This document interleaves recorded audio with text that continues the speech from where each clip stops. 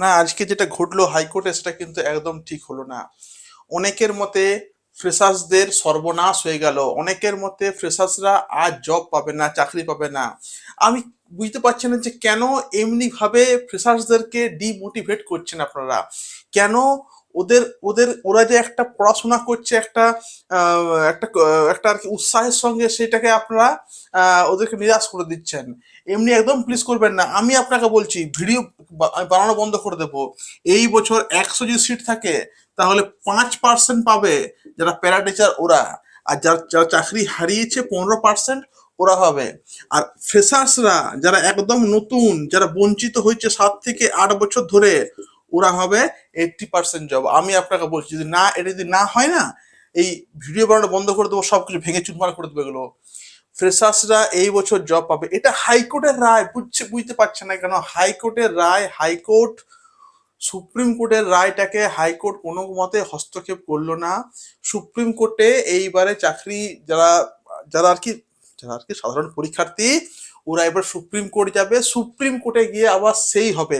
আমি কিন্তু কোনটার এগেনস্টে আছি? আমি এগেনস্টে আছি 10 নাম্বার যেটা এক্সপিরিয়েন্স বলছে, সেই আমি তার এগেনস্টে কিন্তু আছি।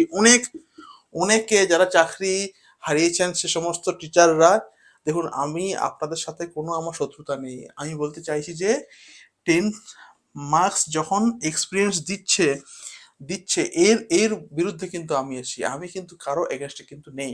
বারবার বলছি একটা কথা আপনাদেরকে, আপনারা অনেকেই আমাকে মেসেজ করেন, আমি আপনাদের কিন্তু বিরুদ্ধে নেই। বারবার বলছি আপনারা চাকরি হারিয়েছেন, আমার খুবই খারাপ লেগেছে, কারণ যার চাকরি চলে যায় এটা কেউ চায় না জীবনে। তো এই 10 মার্কসটা যাতে আর কি না পায়, বাকি 60 নাম্বারের পরীক্ষা হোক, কোনো আপত্তি নেই।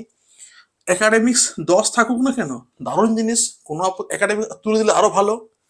এই 10 নাম্বার এক্সপিরিয়েন্স আর এই 20 নাম্বার আছে, 10 নাম্বার ডেমনস্ট্রেশন, 10 নাম্বার ইন্টারভিউ, এইগুলোর আমি এগেনস্টে আছি। এইগুলোর বিরুদ্ধে সর্বদা আমি কিন্তু খড়গহস্ত হব।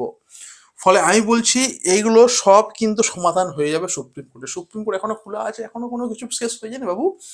সুপ্রিম কোর্ট এখনো কিন্তু খোলা আছে। এই তো ফর্ম ফিল আপ হলো, এখন পিকচার আমি বহুত বাকি হ্যাঁ মেরে দোস্ত। ঠিক আছে, সবকিছু হয়ে যাবে। প্রশাসন বলবো যে প্রত্যেকে যেমন উৎসাহের সঙ্গে পড়াশোনা করছিলে ঠিক সেভাবেই কিন্তু পড়াশোনা করো, কোনো রকম আটকিবে না। হ্যাঁ, তবে কি আম, তবে কি বলবো যে যেভাবে যে গতিতে পড়াশোনা করছিলে সেটাকে আরো 20% কিন্তু স্পিড বাড়িয়ে নাও, বেশি পরিশ্রম করো, বেশি লেবার একটু দাও আর কি।